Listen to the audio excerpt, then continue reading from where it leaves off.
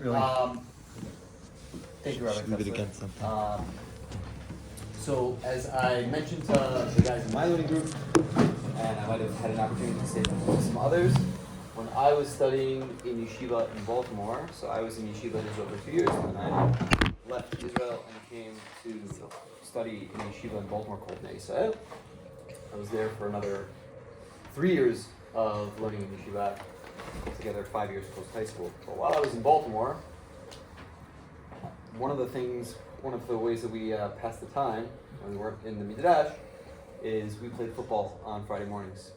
And on Friday morning, or Friday afternoon, I suppose, after morning Seder on a Friday. We had morning, you guys don't have morning Seder on Friday, but we had morning Seder on Friday. Anyways, after morning Seder on Friday morning, went to play football. And at the end of the football game, one of the gentlemen with whom we were playing, because it wasn't just yeshiva guys, it was yeshiva guys and also people from the community that was in town, and one of the gentlemen on the football field just kind of put a call out, hey, anybody want to come for Shabbat? Does anybody want to come for Shabbos? So I was, the mood struck, and I said to one of my friends that I was playing with, I said, I'm kind of in the mood to go out of yeshiva for Shabbat, what do you say? And he said, yeah, all right, let's do it. So Rabbi Fink, who I certainly didn't know as Rabbi Fink at the time, because we were all covered in mud. It was in the wintertime. We were in sweats and cleats and whatever we were. So Rabbi Fink says, all right, do you want to get ready? Do you want to get ready in yeshiva and then come to the house, or would you prefer just to get your stuff and get ready at the house? It's up to you. So we said, we don't want to drag all of our dirty clothes and our cleats and everything else into your house. That would be silly, okay? And frankly, rude, okay? No, we'll get ready in yeshiva, and then we'll come to the house. He said, okay, great. This is my address. We'll see you, a little bit before Shabbat. Fine. Now, this was winter, maybe 2-3 weeks before Hanukkah. But that means the Shabbat starts early, okay? We started playing football at, 12:30, only finished at 1:32, okay? And then, of course, my friend and I were dilly-dallying, who knows what, we're wasting time. And then we realized it's getting late. I'm like, you know what? This is going to be a problem. We might not make it. So we said, all right, you know what? We'll just get ready at his house. So we grabbed all of our stuff, okay? And we just, rushed, grabbed, clothes, suit, everything. But we're still in our football clothes. We're still covered in mud from head to toe. We're still, in our, everything. And, get in the car and go to his house. Now, of course, we were idiots, so we didn't bother calling ahead and saying, oh, by the way, we changed our mind last minute, and we know that it's only 45 minutes before Shabbat, but we're actually going to come to your house and, just get ready there. So we just show up in all of our football stuff in the driveway, walk in, of course, again, just completely not thinking, completely in our own world, and, basically just knock on the door. And as far as his wife and 7 children are concerned, there's just 2 strangers who look like a bunch of punks covered in filth, with a bunch of football stuff on, who are claiming that they're supposed to be let into the house.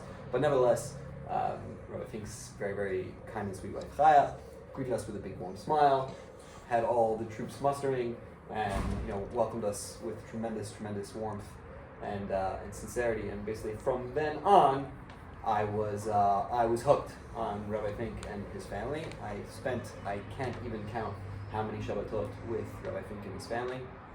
Rabbi Fink is one of the most well-respected and feared litigators in the state of Maryland. Maybe feared might not be the right word, but in any case, he's been acknowledged as one of the best attorneys in the state of Maryland. His areas of practice include workers' compensation. He's also dealt with criminal law and other areas of law.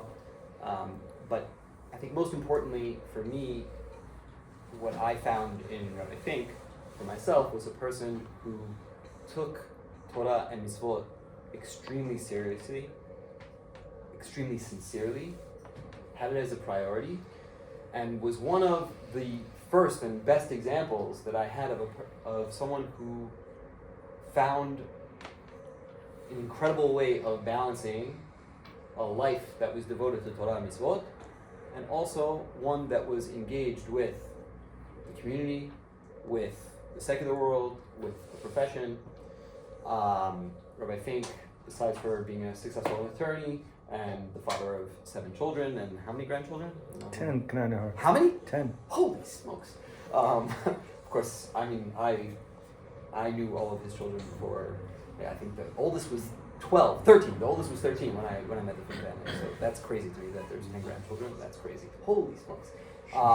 In any case, besides for those great achievements, Rabbi Fink has been extremely involved in his community as the head of various organizations that help out, kids who are, struggling with, you name it, in terms of parental issues, couples issues.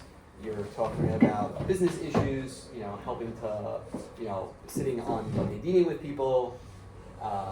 There's pretty much not an area of Jewish life that I think doesn't have some experience and insight into. And it is very, very much my pleasure to ask him to speak to you all this evening. Thank you, Josh. Yehoshua, whatever we call you here. I just want to tell you that as Rabbi Yehoshua said, when he used to come over our house, my oldest daughter was 13. My youngest child, I think, was 1.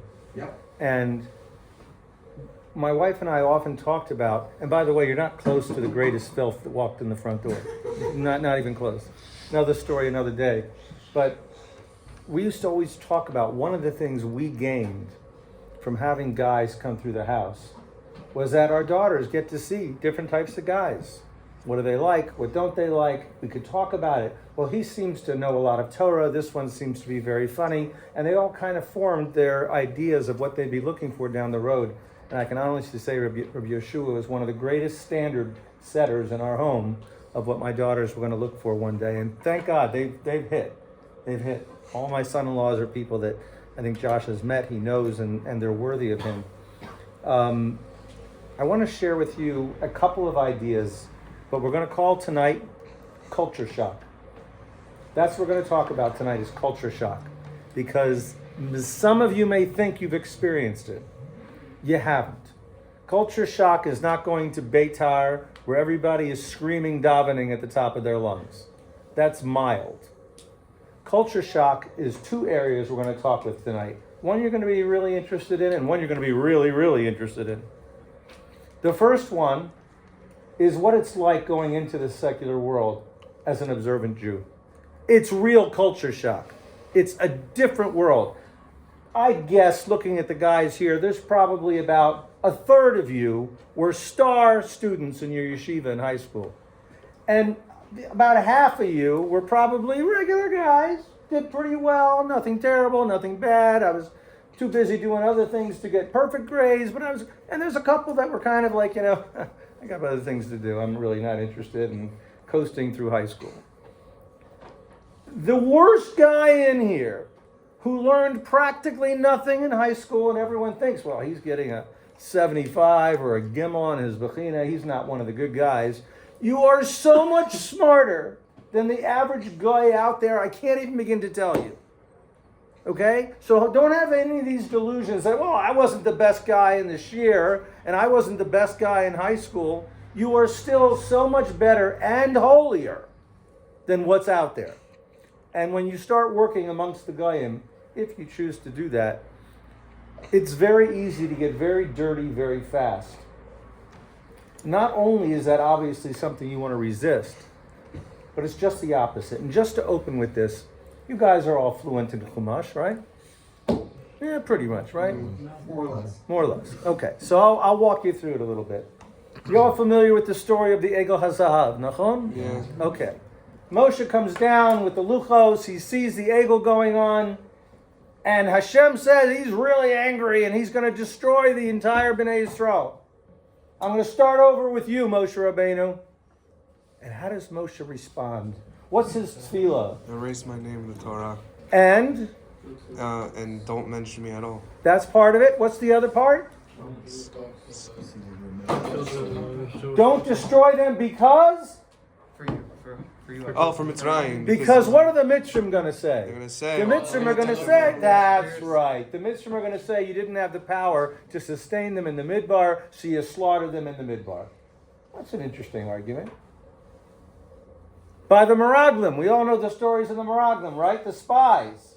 The Meraglim come back and Hashem says, I do all these nisim for you, the mun and the be'er, and you have protection from the Anani HaKavod. Everything's done for you. And I tell you I'm going to bring you into Eretz Yisrael. You say, that thing looks really dangerous. They're very big guys over there. I don't want to go.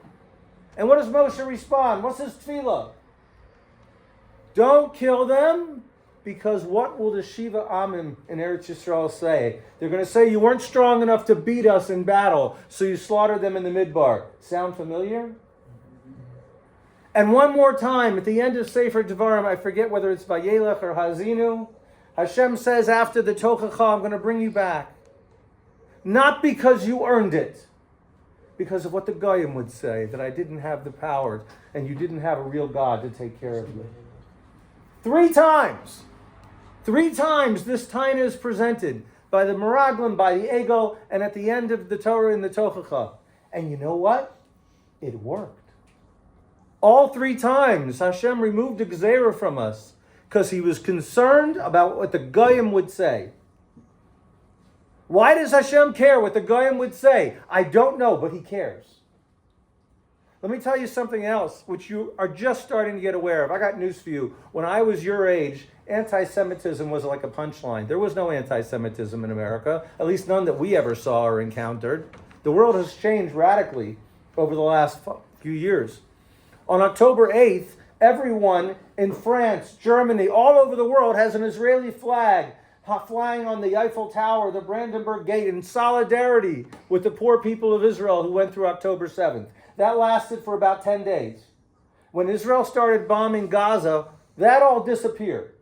The Musar is very clear. The world loves us when we're getting killed and getting slaughtered. God forbid we fight back and we're on everybody's enemy list. Don't kid yourselves like I kid myself.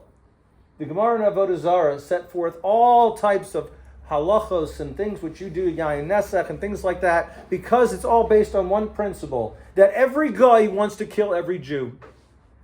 I got to tell you, when I learned Avodah Zarah, I thought this was, ancient history. The Gemara is all founded on stuff that doesn't exist today. It does exist today.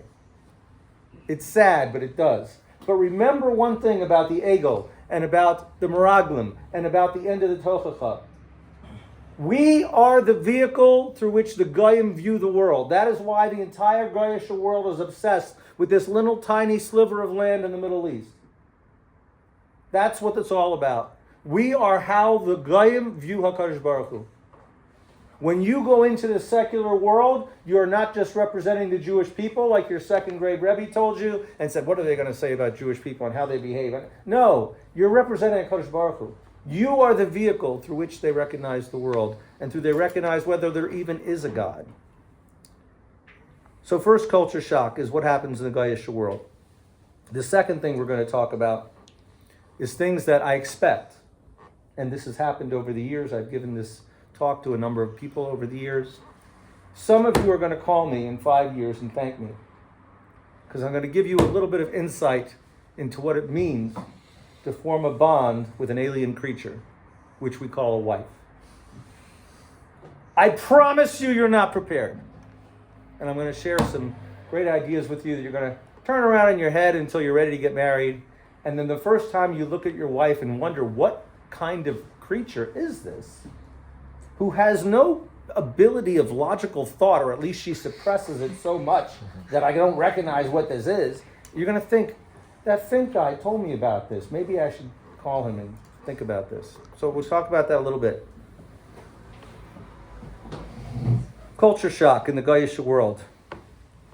So I gave a shiur at Ar Sameach this morning, and one of the boys asked me, we're talking about the Chafetz Chaim and Shmiras HaLashon and how it's this standard bearer. No one other than the Chafetz Chaim compiled a sefer that talks about the proper way to talk to people. What you can say, what you can't say. Talk to you real fast. You all know the story with the Bnei Slavchad in the Torah? You know that story, Bnei Slavchad? Bnei Slavchad are 3 daughters. They come, 4 daughters. They come to Moshe Rabbeinu and they say, our father died in the Midbar. The Gemara talks about what he died from, whatever. But they say you're giving out halakim based on paternal heritage. and we have no father, so our family's not getting any chelik. Doesn't seem very fair. And what happens? Moshe Rabbeinu goes and consults with the Kadosh Baruch Hu. Hashem said they're right. Give them a chelik and whatever, all types of pratim to go with it. That story is virtually identical to one other one in the Torah. Anybody have a guess? Real fast? Story of the Beni Shmitzri. You ever heard of it? The Beni Shmitzri? Beni Shmitzri at the end of Parshas Bahar. Is it Emor? Bahar? Anyway, Beni Shmitzri says, hey, my father was a Mitzri. Which, by the way, Rashi says this was the only child in the entire Shibud Mitzrayim that had an Egyptian father. Only one. And his mother was from Shevet Dan. So he's been living with Shevet Dan. He's been living as a Jew all his life, since Yetzias Mitzrayim. And now you're giving out chalakim by fathers' families. My father's in Mitzrayim. Actually, he's dead. It's a different story. But he's dead. He's not here. I'm not getting a chelik. It's not fair. Sound like a similar taina, doesn't it? What happens to the Beni Shmitzri? He ends up getting skila. The Bnei Slavkot ended up getting a chelik in Eretz Yisrael. Now what happened is the Beni Shmitzri came out swinging. Hashem is not fair. Moshe Rabbeinu is corrupt. I should be getting a chelik. What's going on here? Whereas the Bnei Slavkot, it says Vatikravnu. They approached Moshe Rabbeinu with presenting a taina. And the musar from these two parallel stories is unmistakable. Sometimes how you say something is even more important than what you're saying. What they colloquially say in the world today, tone matters. Be careful how you say something, what you say. Anyway, we're talking about Shmiras Halashon, which is what that whole sefer is about. And I got to ask this morning, well, if you're a lawyer and you have to present arguments, how do you prevent slandering somebody? How do you prevent painting somebody in a bad light or even lying to push the values of your case so you'll win?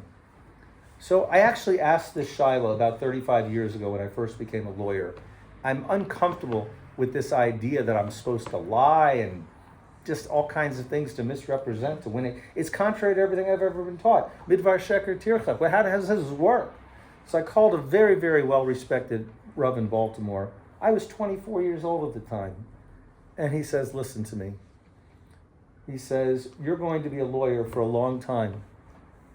You only have one reputation. Gain a reputation for being an ish emes, and it will always serve you well.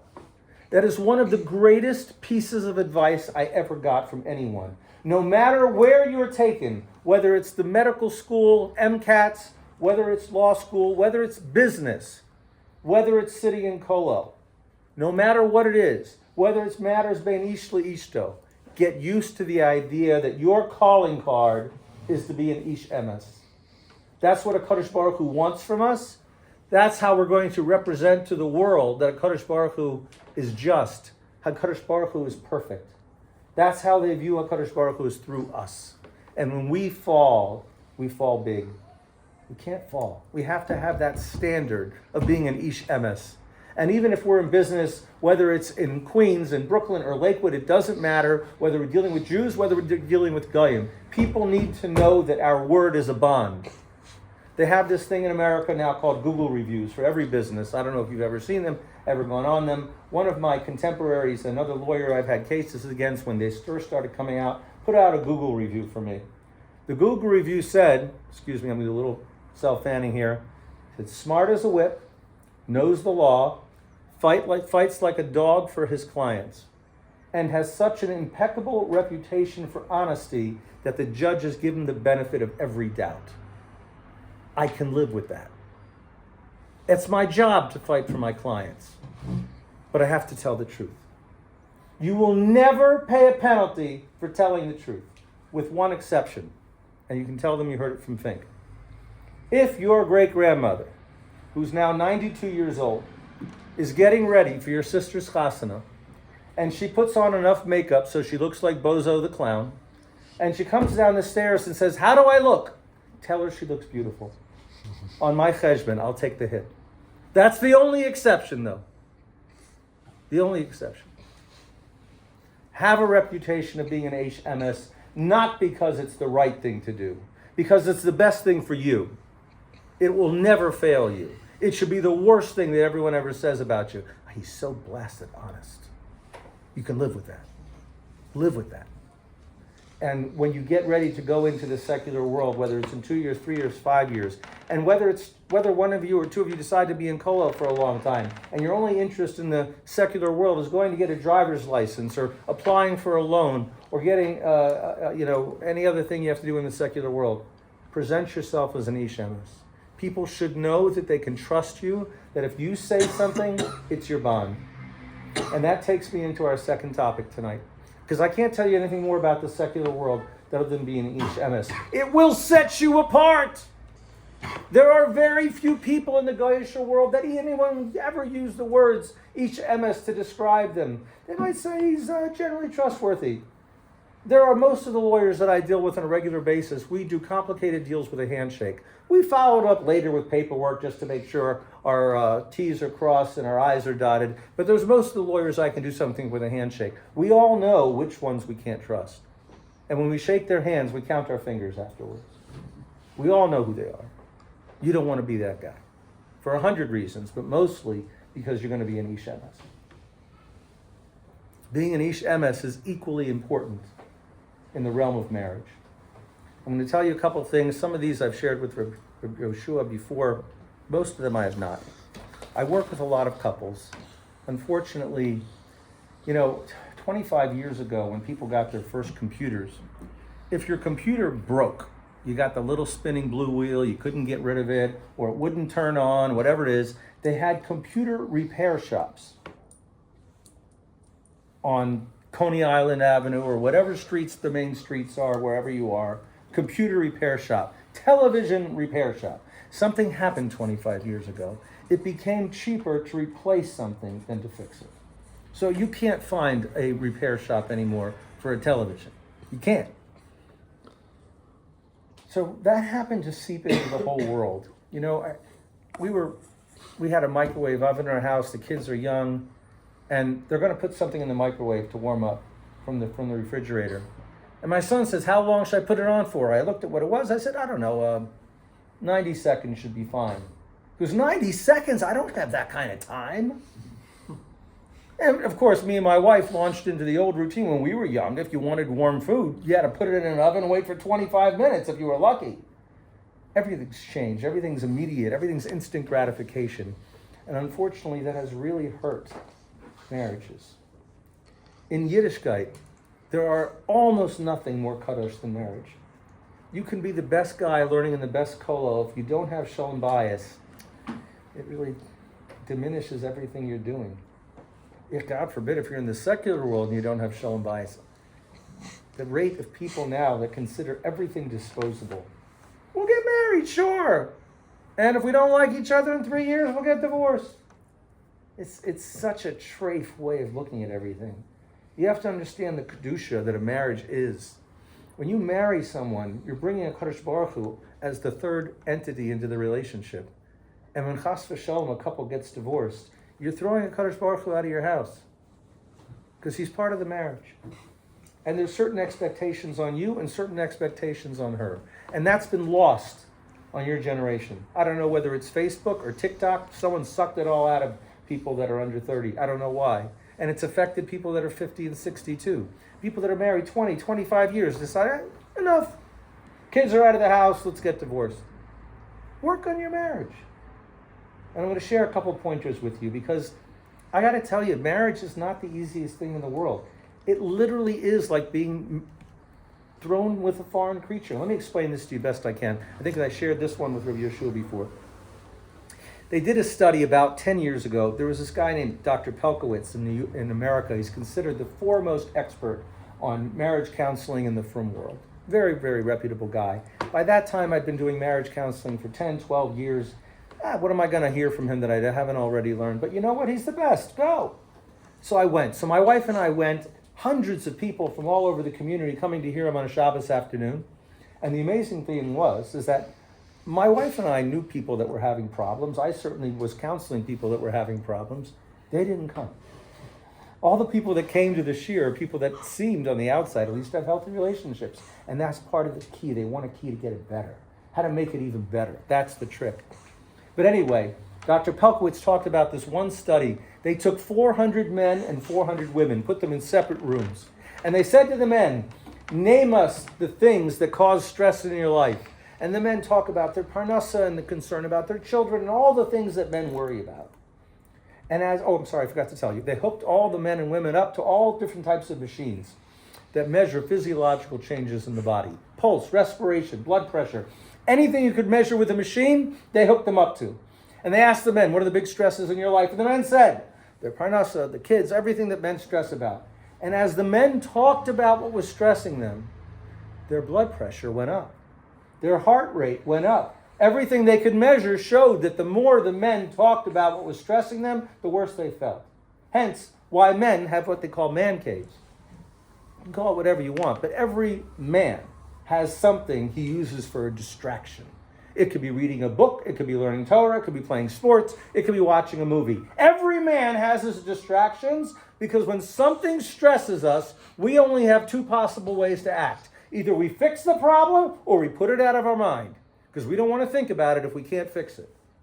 You know why we act that way? Because it makes sense. They asked the women, name the biggest stresses in their life. And the women said, well, it's their relationships and their mother they don't get along with and the kids and everything that women stress about. And as the women talked about what stresses them, their blood pressure went down. Their heart rate went down. All the machines showed that the more they talked about what was stressing them, the better they felt. Nuts! This is one of the proofs that HaKadosh Baruch Hu has a sense of humor. Because Hashem said, let's take these two creatures and make them live together.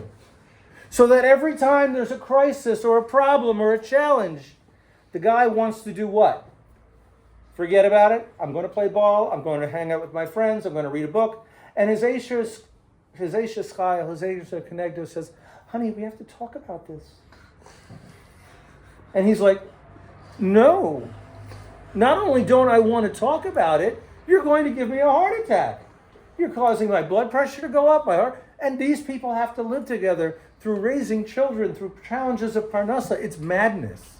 It's absolute madness. Anyone thinks they're going to find the perfect woman to marry and sail off into the sunset. God forbid, because if you did, you married a man. They're not built the way we are. They don't think the way we are. It's mamish madness. It's literally you're living with a mad person. And the kicker is, they think that we're the crazy ones. Because they have to talk about it. This is what makes them feel better. Before women will even consider solving a problem, they must wallow in their misery. Woe is me. Why did this happen? That's a necessary step before they can even contemplate fixing it. One time, my wife is very upset about something. My wife doesn't get upset very often. My wife's very upset about something. And, you know, people pay me to fix their problems. That's my job. And this didn't seem like an insurmountable problem, so I said, honey, why don't we just do X, Y, and Z and problem solved? We're married about 5 years at the time. And she looks at me literally with smoke coming out of her ears, and I've never seen my wife that upset. My wife doesn't get upset. And she says to me, you know, sometimes when I'm upset, I don't want one of your brilliant ideas, I just want a little sympathy. And I thought I'd married a mad person. Until I discovered several years later that they're all like that. The most common line I use in marriage counseling now is I tell guys there is nothing wrong with your wife. There's something wrong with the entire gender. And they think there's something wrong with us. They think there's something wrong with us. We are different. Accept the fact that we are different.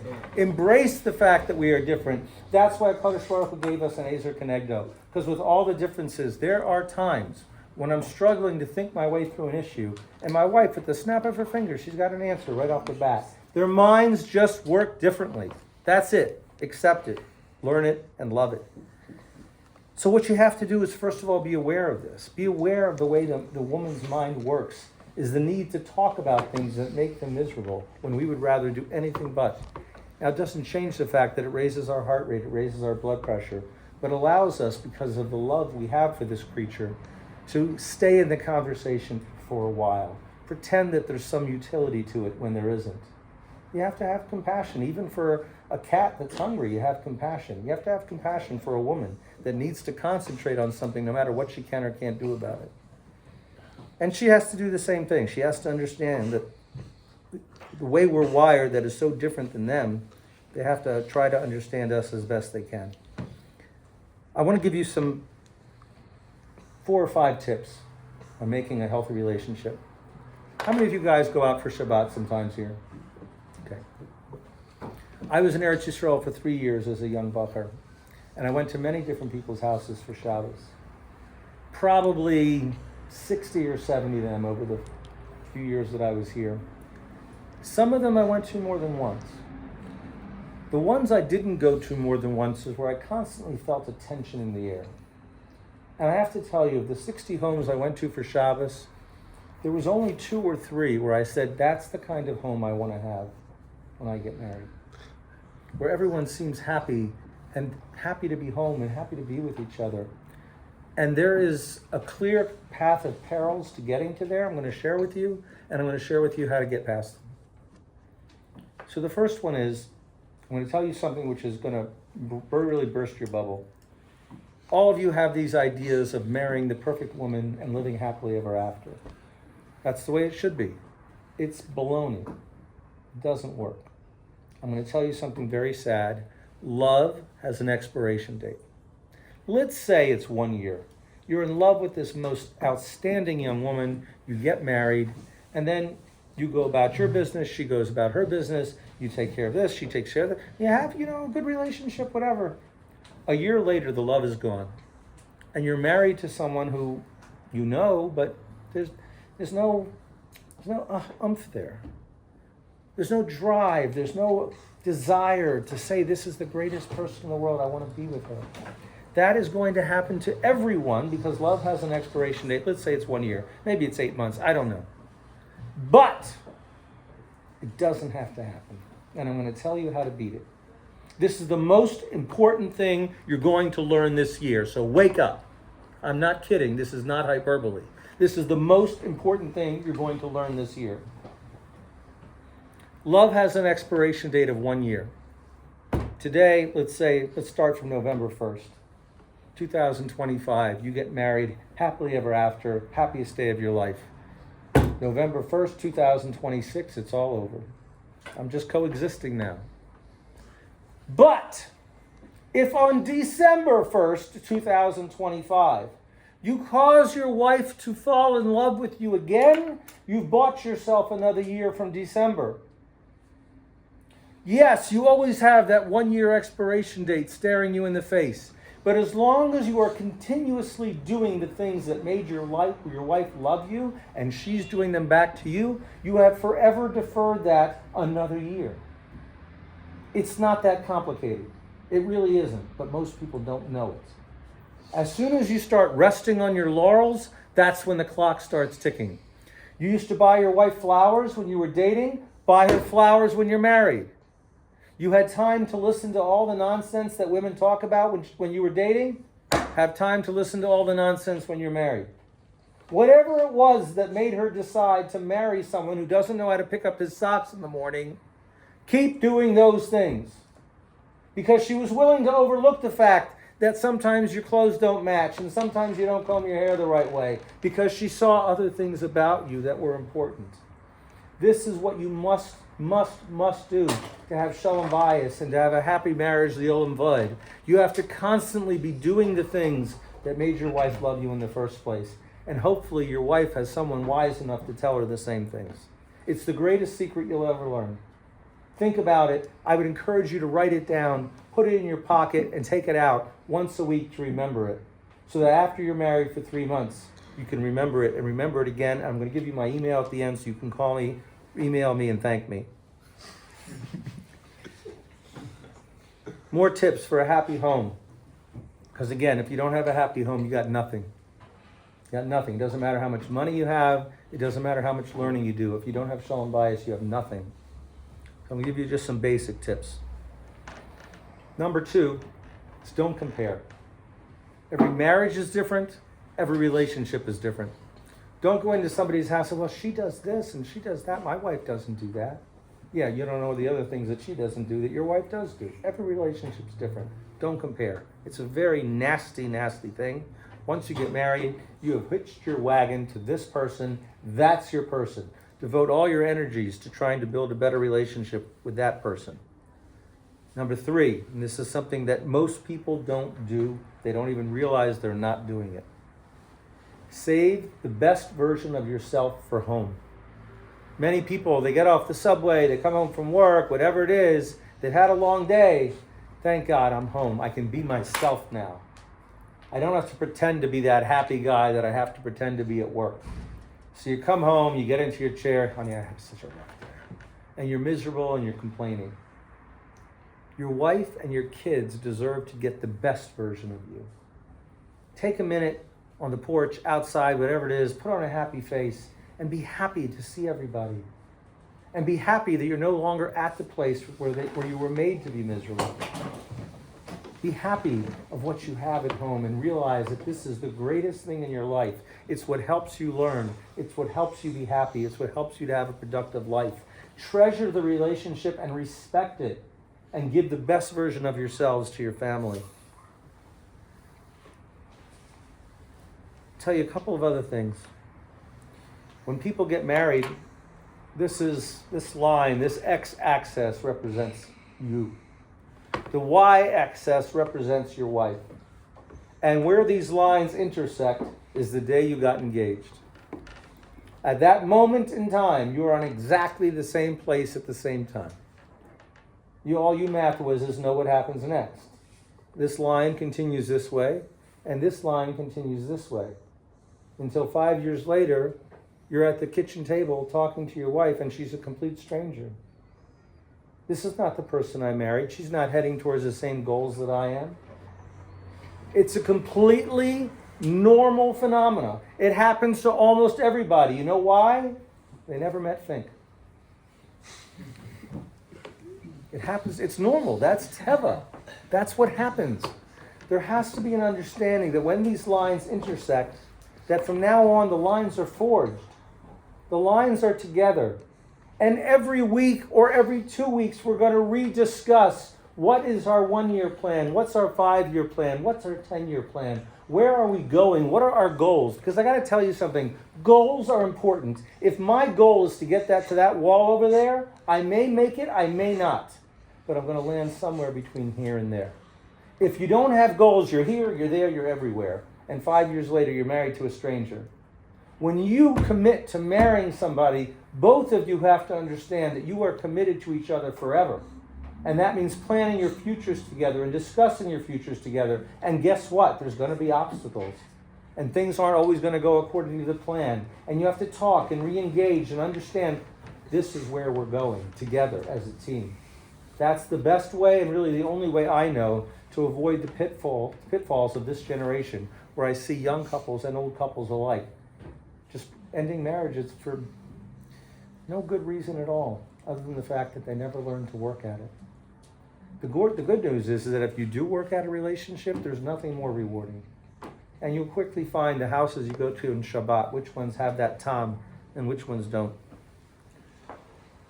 Finally, I'm going to share with you a very touchy subject. Money. It is, I'm embarrassed to say, it is at the root of most marital difficulties that I deal with. It's not about whether they have enough money. This affects wealthy people, it affects poor people. But there are some people who are spenders and there's some people who are savers. There are some people, when they have $100 in their pocket, they're going to find a way to spend it before they get home. That's just who they are. And there's other people who are always so worried about tomorrow that they're constantly saving and saving and saving to the point where they won't buy themselves a chocolate bar because they don't want to spend the extra dollar. The key is not whether you have or whether you don't have. Obviously, you need enough to live. The key is to talk to the person you're contemplating marrying about what are our attitudes towards money. Are we savers? Are we spenders? Or are we something in between? Maybe we do save for something special which we want. And maybe other things we don't bother to, but talk about it. And talk about these things with the person you're contemplating spending the rest of your life with. And those are the keys, in my mind at least, what I've seen work over the years as to having shalom bayis. Because having shalom bayis is really mostly about one thing and one thing only, and that's expectations. I hate to use generalities, but let's use a couple generalities. In the Hasidic community, there's a general rule that the husband is supposed to earn a parnasa, and the wife is supposed to take care of the home and the children. It's a very simple pact. And if the husband earns a parnasa and the wife takes care of the home, by and large, that couple is happy, because that's what they expected going in. Both of their expectations going into the marriage were met. Now, if you're happen to be marrying a girl who was raised on Disney and expects to be treated like a princess, which if you're marrying any girl from America today is probably the likelihood, understand that her expectations are different. But talk about expectations. What do you expect out of the relationship? What do I expect out of the relationship? If you go in with understanding to what the expectations are, then it's much easier to meet those expectations. Because if your wife has told you at some point, this is what I expect going into the relationship, I've never met the guy who doesn't want to make his wife happy. It doesn't exist. It's not they don't want to make their wife happy, they just don't have a clue how to do it. Managing expectations is critical. And like I said, in both of these areas, it's about being an ish emes. And understanding you represent a Kadosh Baruch Hu. You represent a Kadosh Baruch Hu in your marriage, where HaKadosh Baruch Hu is a partner with the three of you, particularly in having children and raising children, and in the world that you end up working in, having a reputation of being an Ish Emes.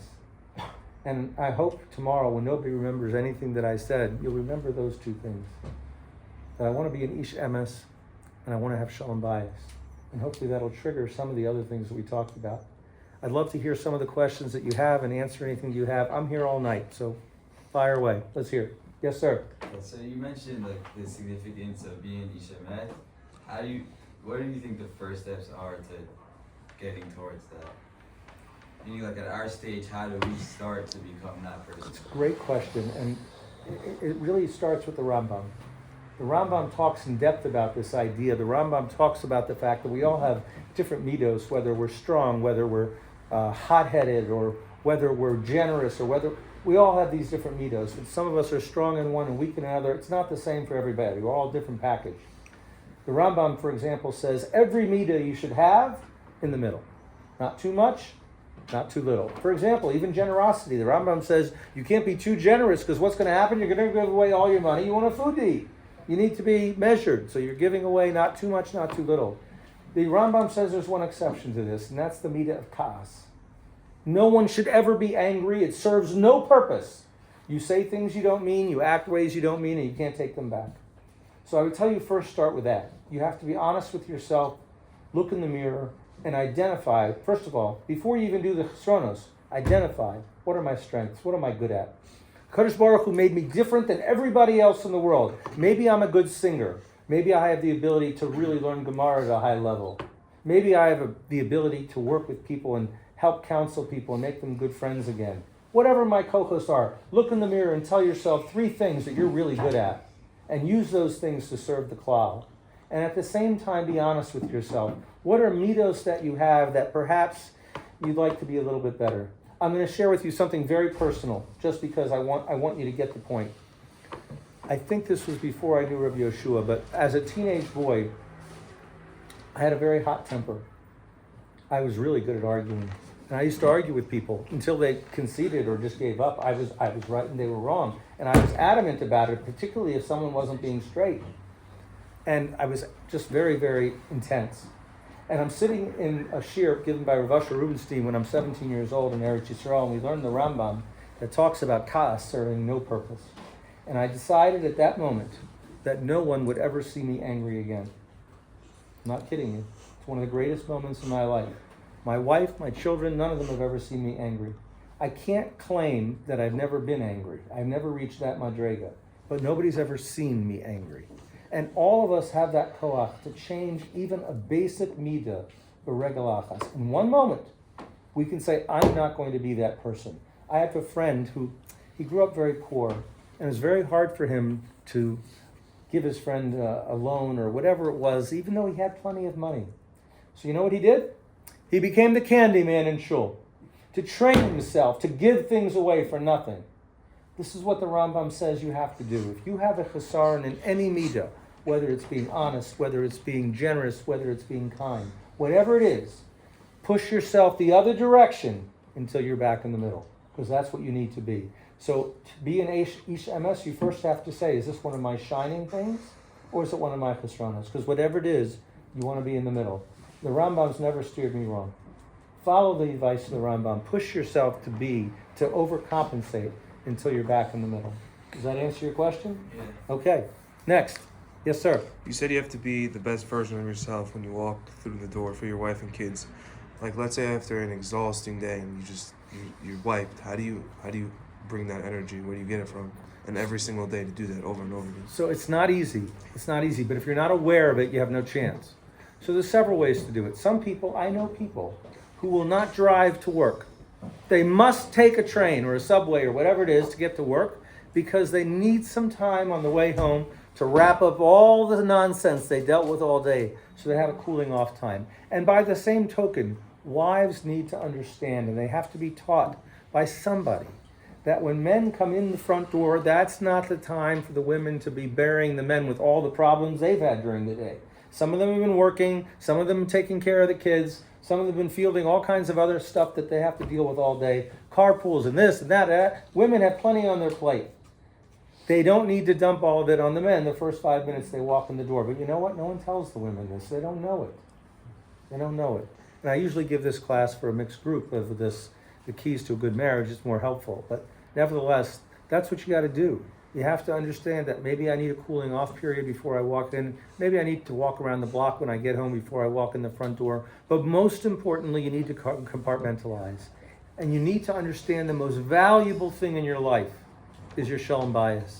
And I'm going to do whatever I have to do when I walk in my front door to maintain that. I'm not going to dump on people. I'm not going to have a scowl on my face, no matter how bad my day was. Not because you're a great person, because you're a selfish person. That's the way you're going to have a better life. You're going to have a better life if you can walk in your front door with a smile and greet everyone in a positive way and make your home a place where everybody wants to be so they can come home after a hard day. Not because you're a tzaddik, but because you're selfish. Okay? Anybody else? What do you mean by selfish? Yeah, what's selfish? Selfish means you're serving your own purposes. There's an old adage in the world, happy wife, happy life. If your wife's not happy, you might as well pack your bags, buddy. Do whatever it takes to make your wife happy. And she should do the same for you. Not doing it being selfish. because if she's happy, you'll be happy. There's nothing worse than living with someone who's not happy. It's constant stress and constant everything. You're doing your own bidding. This is here. Do you want to have a good life? Make sure you have shalom bayis. You've got to have shalom bayis, or you've got nothing else. You said love has an expiration date? Yes, sir. Could you expand a little bit more? Sure. So you fall in love November 1st, 2025. You do absolutely nothing for the next month. Your wife will love you. You're a useless human being. Maybe you take out the trash. December 1st, 2025, she still loves you because I loved him in November 2025. Love doesn't go away overnight. Comes November 2026, this is getting a little old. Where's the guy that used to compliment me? Where's the guy who used to bring me flowers? Where's the guy who used to help me by taking out the trash and doing the dishes and helping me with things that maybe I'm not physically built for as much as he is? Where's the person who cares about me, who wants to share a joke with me? Where is that person? If that person shows up again in December and January and February, you've bought yourself another year until the love wears off. Love is not so durable that you can ever say, she fell in love with me, now I can do whatever I want. It's never going to go away. It doesn't work that way. Love expires just like a carton of milk. It just lasts a little bit longer. You've got to constantly be building it and reinvesting in it in order to buy yourself that other year. And love for the man's side, it doesn't go away. Oh, it absolutely does. So Same thing. So she has to do the same thing. Absolutely. This is a Who's two-way gonna street. know that? Hey, bring me your wife. I'll tell her. Yeah. Okay. So Okay. Again, I have no problem. Anyone who called me in 3, 4, 5 years, say you want me to meet with you guys before you put the ring on her finger, I'm happy to do it. These are not complicated things. They're things you just have to know. And you must recognize the presence of HaKadosh Baruch Hu in your relationship. Understand that the kedusha of a marriage, the kedusha of being with somebody so that if chas v'shalom things aren't working. You have a duty and obligation to make it great. My greatest bragging point is not that I help couples stay together. It's that I help couples make their relationships rich again, so they want to be together again. That's the way a marriage is supposed to be. Yes? So you said part of a way of keeping a relationship together is speaking about expectations and goals. Should you be doing that after you're married or before you're married? Both, and that's the idea of the lines.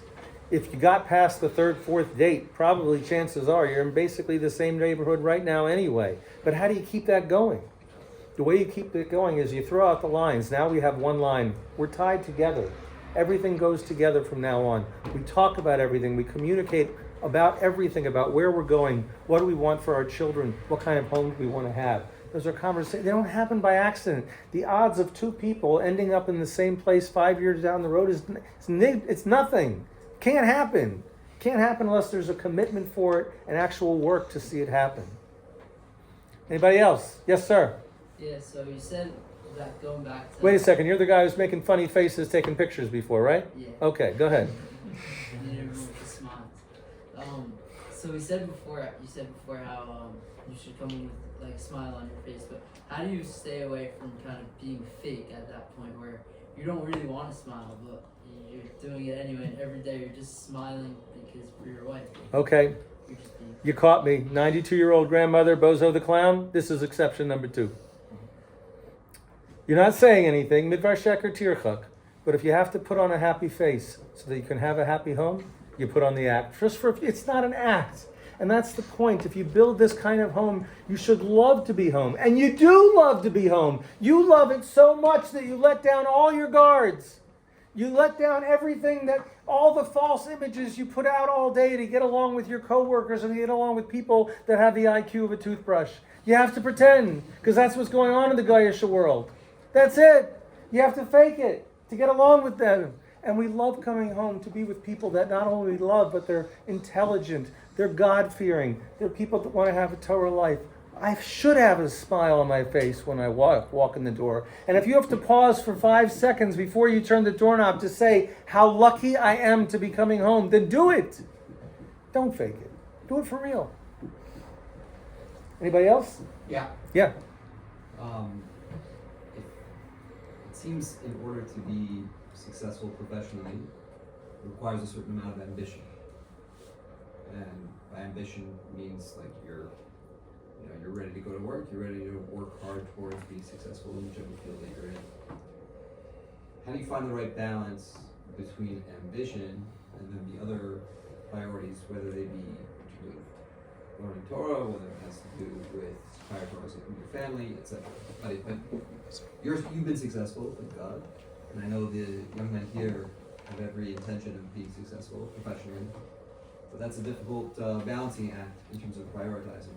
So what might you say to a person who's trying to find that balance? So first of all, what time is it? Do I have 4 minutes to answer that question? Okay, it's going to take a few minutes to answer that. It's a great, great question. Sorry? So I'm going to first tell you, you may have heard in the last couple weeks, we lost a great, great giant in the Torah world called Rabbi Moshe Hauer. And Moshe Hauer was the executive vice president of the OU, was probably single-handedly the biggest member of the Jewish community lobbying Washington, D.C. to make sure the hostages came home safely. To say that he put in 22 hours a day for months at a time would not be an exaggeration. And I could talk to you about Rabbi Hauer's greatness on many, many, many levels. But he's taught me so much Torah over the years. He was the Rav of my shul before he became the executive vice president of the OU. Rabbi Hauer had a knack for understanding pshat in a Mishnah or a pasuk that was just a little bit off the beaten trail, but so obvious once he taught it to you. There's a Mishnah, which some of you may have learned already, which says, HaKadosh Baruch Hu provides everyone the parnasa that he needs. I always understood that Mishnah to mean, very simply, well, there's certain basic human needs. I need food. There's berries, there's vegetation, I can plant a garden, I can live off the land. I'm not going to starve to death. You want filet mignon or some type of fancy steak, that's a different story. That's not something that HaKadosh Baruch Hu provides. you're going to have to get that on your own. Kadosh Baruch Hu provides you what you need. You need water. It's not a coincidence that every major city in the world is built on a fresh water source. Because you need water to live. There's no shortage of fresh water. And barring some type of E. coli or Ebola outbreak, there's water to drink. It is very rare for people to die of starvation or thirst. Yes, there can be a Magefa. Yes, there can be an autocratic dictator who tortures his people and makes sure they don't have enough food or water. But absent something extraordinary, people do not generally die from thirst or hunger. Third, you need shelter. For thousands of years, people lived in tents, they lived in teepees, they lived in caves. You need shelter. You want to live in a fancy house? That's something else. The Kadosh Baruch Hu gives you what you need. Beyond that, different story. And I was very satisfied with that understanding of the Mishnah. Rabbi Hauer pointed out a Ramchal, which demonstrated that I never properly understood this Mishnah. The Ramchal says that HaKadosh Baruch Hu gives everyone the parnasa that he needs. And that's a different amount for every person. The Tachlis, the Gemara says that parnasa is from Shemayim. You can work as hard as you want, you're not going to change it. Now you have to make your ishtadlus, you have to do what you have to do, you have to have a job, you can't expect dollar bills to fall from Shemayim. It doesn't work like that. You have to do your part. However, says the Ramchal, that every person is in a different range. It doesn't matter what it is when you're 20 or 22, but at some point, 25, 27, you're going to be in a range. Maybe you're earning $250,000 a year. Nice round number. And you think, if I just work a little bit harder, I'll get to 350. Says the Ramchal, it doesn't work like that. Every person has a range. Let's say it's 200 to 250. That's your range. Once you get to 260, you get an unexpected car repair bill. You get unexpected health care costs because you're supposed to be in a certain range. Why? Because the tachlis of parnasa is not just to sustain yourself, but it's to accomplish two things. Number one is to make sure you can sleep at night. You have to have enough money to know that you can feed your family tomorrow, next week, next month. Some people worry about 5 years from now. You have to have enough so you can actually sleep. Because any person who's worth his salt, if he doesn't have enough money to take care of his family, he's always mentioned he doesn't feel right. Can't sleep at night. He's always pondering new ideas, how I can make an extra dollar. Maybe I take a second job. By the same token, no one is supposed to have so much parnasa that he stops davening properly. Because people they think I'm easy street. Look at this, I was making $100,000 a year, now I'm making $250,000. I'm rich. And you know what? He doesn't daven the same way he did last week. Just doesn't look at it the same way. And the Ramchal brings brilliant rayas to this idea of his. The Ramchal says, that's why in every generation, and I've seen this with my own eyes, probably anybody here over 30 has seen it. The Ramchal says you'll find a poor person that wins the lottery, or they come into a lot of money through a Yerusha. By and large, says the Ramchal, in general, you will find that most of those poor people who come into a lot of money, 5 years later, they're poor again. By the same token, in every generation, there are millionaires who lose all their money. Bad investments, embezzlement, people take whatever, things don't go their way, they lose all their money. And the Ramchal says, by and large, those people in 5 years are wealthy again. Not because they're geniuses in business and they start wheeling and dealing. It's because when the wealthy person loses all his money, he's ice bench. He can't function. I used to be wealthy and now I don't have any money.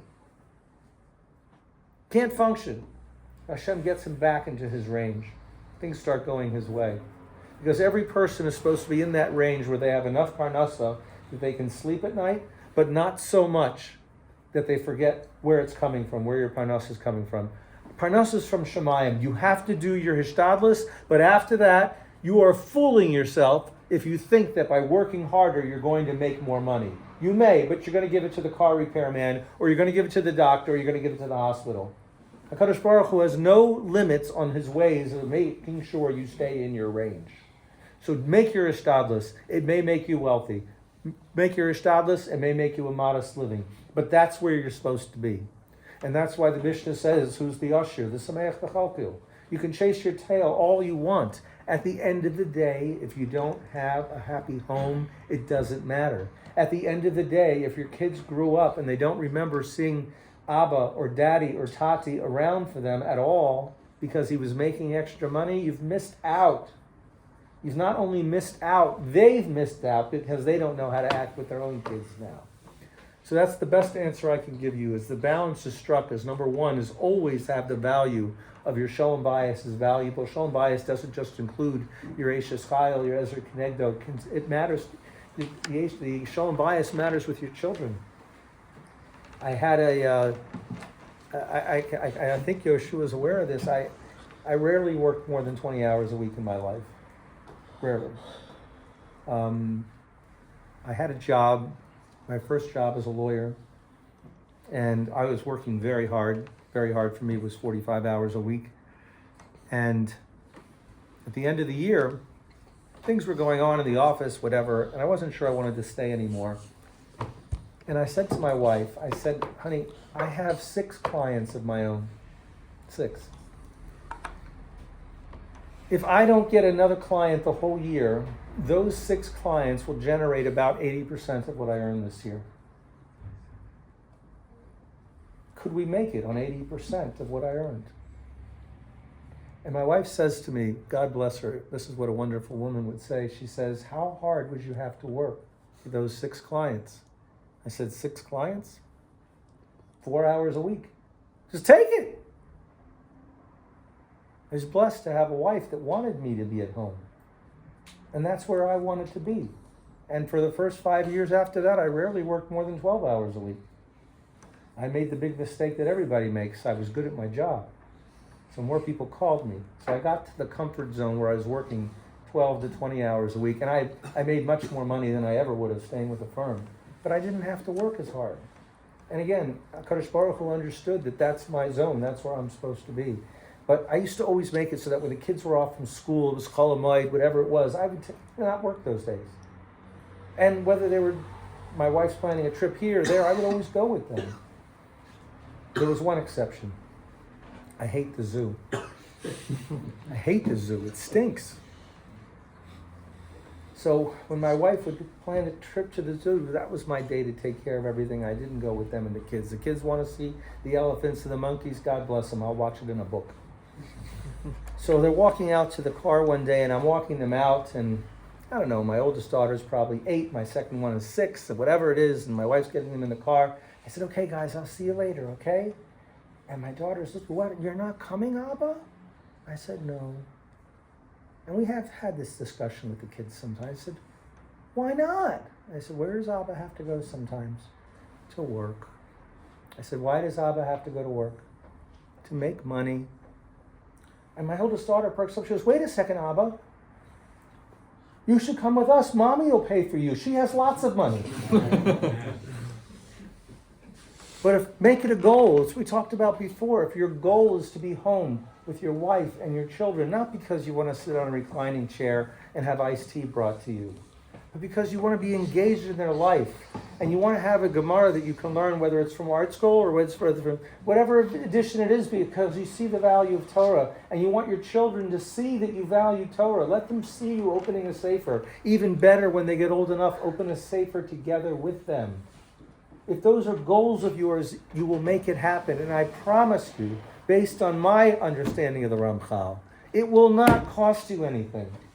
If anything, it'll make your life more rewarding than you ever imagined, but it will not affect your parnasa. You have to make hishtadlus, yes, but after that, HaKadosh Baruch Hu is going to keep you in that range. So that's the only thing I can tell you. Don't get too wrapped up in it. You have to work for your parnasa, just like you have to work at your relationship. Not one of them overrides the other. They both take work. But after that, it's in the hands of the HaKadosh Baruch Hu. Anything else? I'm glad the world is crystal clear to everybody now. Great feeling. I'm going to give you my email address and